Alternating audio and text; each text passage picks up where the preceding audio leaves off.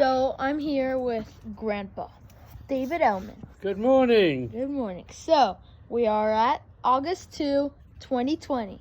Let's start. Sunday. Okay, so tell me about your swimming. How many days did you practice? And tell me about it. Okay, I'll tell you about my swimming. So I started swimming seriously when I was about 11 or 12. And I think I was encouraged to swim because of my brother Brian, who swam before me. Was he also really good at it? He's 5 years older than me. Oh. And he was quite a good swimmer, and he swam breaststroke. So I think I swam breaststroke, or do swim breaststroke, because I kind of followed him. And as I got past my bar mitzvah, I think I must have been about 14 at that time, I started riding down to the Bloemfontein swimming pool, which was about 2.5 to 3 miles away. And I used to get up in the morning at about 5:30 and ride my bike to the swimming pool, because the swimming pool opened at 6 o'clock in the morning. Okay? Okay. So as the pool opened, I was already dressed and had my swimsuit, or what we called a swimming costume, on. And as the superintendent allowed swimming, I jumped into the pool and I swam for about I guess about a half an hour. Oh, And then I got onto my bike and I got home, had breakfast, went to school. And I did this every morning. And then again, I swam in the afternoon again. So that's like what you did after school? I trained morning and afternoon. And I swam quite well, actually. And I remember winning the Scout Championship that I entered into, and then I swam for Free State Schools, and I went. Was your team school good? I beg your pardon? Was your school team good? No, there weren't that many guys who swam from our school, Oh. but I was one of the few that did swim, and I enjoyed it. But I trained quite hard. Okay, so next question. What did you do in the summers? In the summers, you mean Yeah. in the holidays? No, like in the summer, as camps, or like what did you do? Okay, so you don't mean at school, you mean in... Yeah, like vacation. Okay, so we had 2 vacations. We had the winter vacation in June, July, and then we had the summer vacation in the Southern Hemisphere, which was in December, so different from you. And in December, when I was much younger, less than 10 or 11, I used to, sometimes we'd go away with the family and we went to a place called East London, but most times the family would take me to Bethlehem, Nice. which is where my cousin Gerald was, and we would have holidays together, or sometimes he would come to Bloemfontein. On holiday, we had a lovely time in Bethlehem. I used to take my shoes and socks off by the time we got to Bethlehem, and it was a much more carefree kind of place. Then I think when I was 11 or 12, Gerald and I went to Habonim Camp, which was a lovely camp of young people. We slept in tents, had a really good time. Had to take the train down to East London for the first camp I went to, at a place called Nahoon. Was it fun? It was really fun. And what was the camp? Hmm? What was the camp about? It was Habonim Camp. It was a camp of just getting together. When we did talk, we talked a lot about Israel, because it was Habonim. Nice. So I think Well, that's perhaps how they instilled quite a lot of Zionism in us, or I'd got that from home anyway. But then later we went to a camp in Cape Town called, in Lakeside, called the Young Ikes, meaning the Young Israelites. And another camp I went to was a scout camp. That I went on my own, not with Gerald.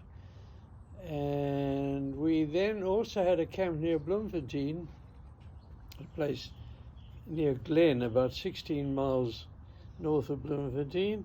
And we went as also Harbonim camp. I remember that was fun. Not a big camp. We must have been about 40 people, I guess. Oh, it's nothing Boys and for a whole girls. camp. Hmm? That's nothing for a whole camp. No, it's small. It was a small camp. That was a small camp near Bloemfontein. And we were still, there was a group called Beitar. The Beitar group, who were part of the Irgun group, really, who raided us one night, and I didn't really know much about them at all. In fact, I guess today I'd belong to the Beitar and not the Harbonim. Okay, so my next question is, what school did you go to? Well, I went to, preschool was at Mrs. Drennan's kindergarten. And that was the first place I went to. I remember meeting my friend Mully Rubenenko. He also went to that school. And I do remember that I made the best mud pies. That's what they said.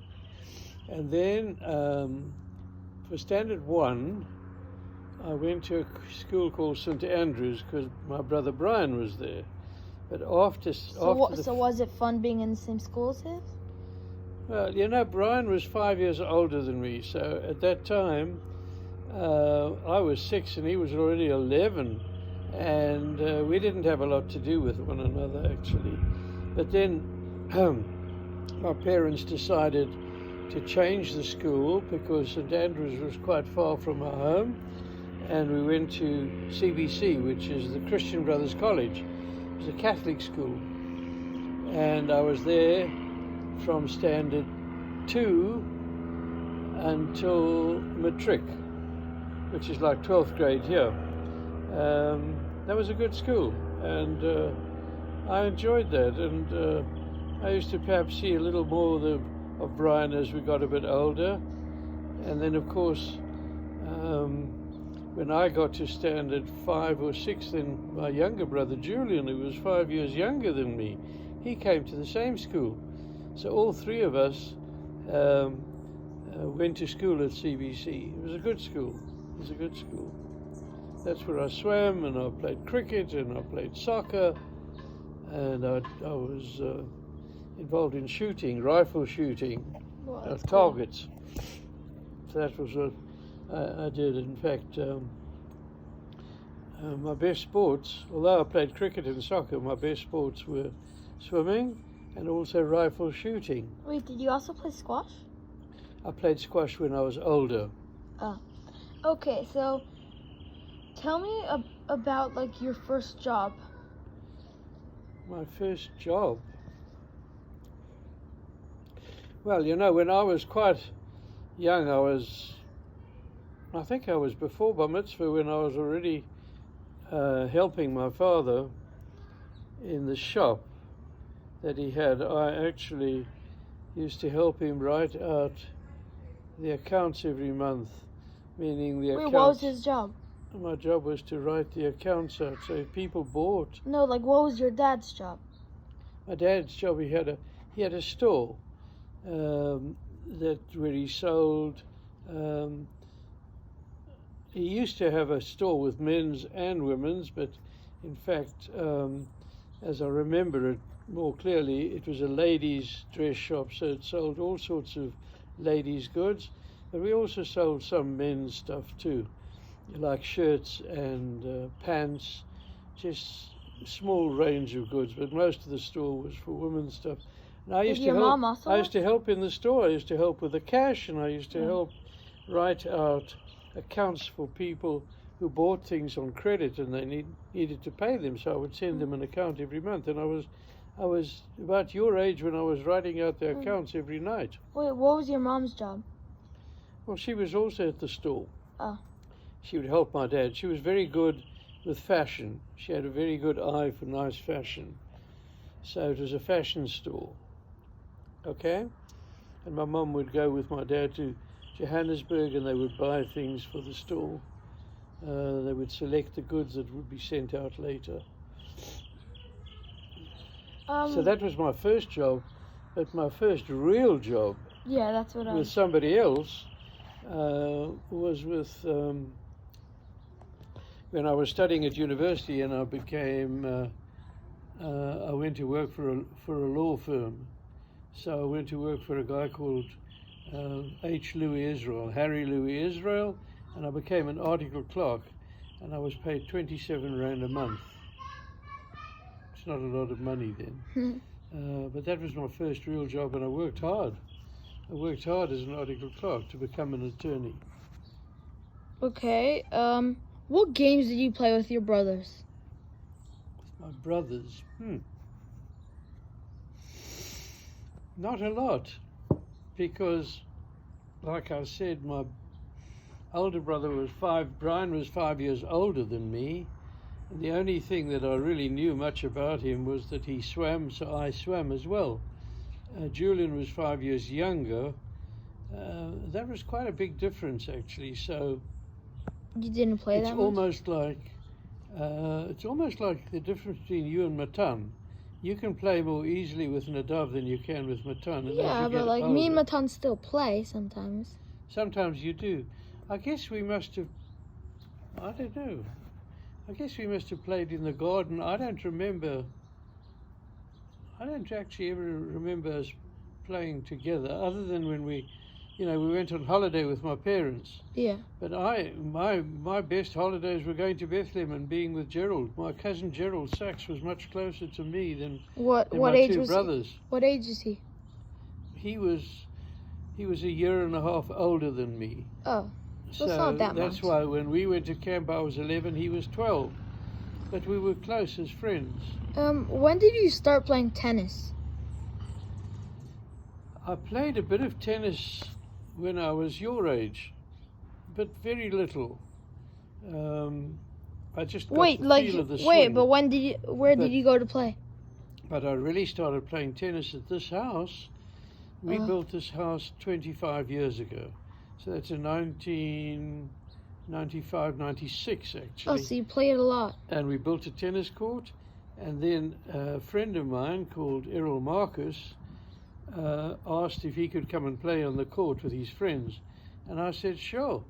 And I used to clean the court. So And then, after like, about you joined. 2 months or so, they said, well, why don't I play? And I thought, that's a good idea. I better play. I'm cleaning the court. And then you were good at something? Yeah, and I started playing.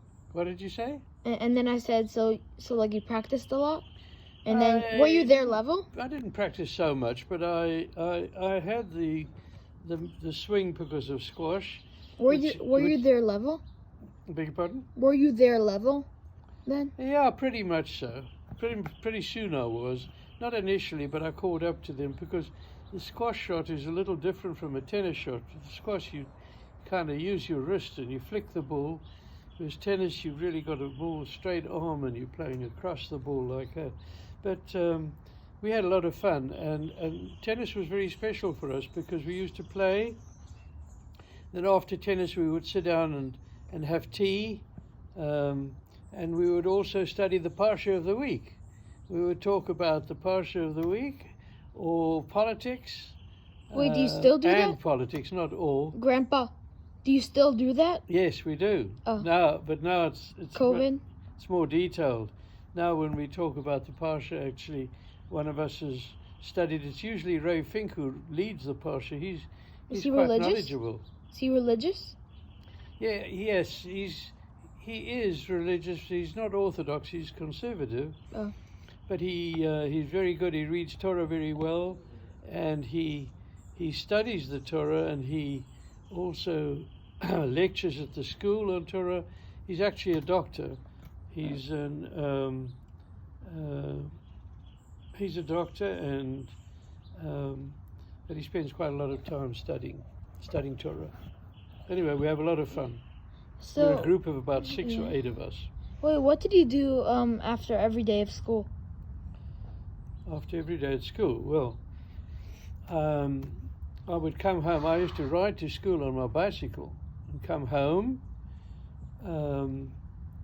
probably have some lunch, and hi, Judah. I would have some lunch. I think I did some homework, although I used to do most of my homework after dinner. But sometimes if I would have a lot of homework, I'd do that. Otherwise, I'd go and meet some friends, and we would just horse around in the afternoons. Something I remember clearly, I used to enjoy, at that stage we lived, when I was your age, we lived in Peter Street, and our house had a back garden, but it had a canyon in front of it, and I used to go and sit near the canyon under a tree. Sometimes I would be reading books, and then I would go down the canyon. There was a kind of like a small river, what would you call it, a rivulet, and I'd follow the river down to a point where the water cascaded down a very small waterfall, maybe 4 or 5 feet high, and I would just sit there quietly watching the fish, or watching the water anyway. It was a kind of quiet time, but if I wasn't doing that, I might be visiting my friend Arnold Sachs, or Clive Rosendorf, who is also a cousin, or Arnold Abelson, or my friend Mully Rubenenko. How can you tell me about your bar mitzvah? My bar mitzvah.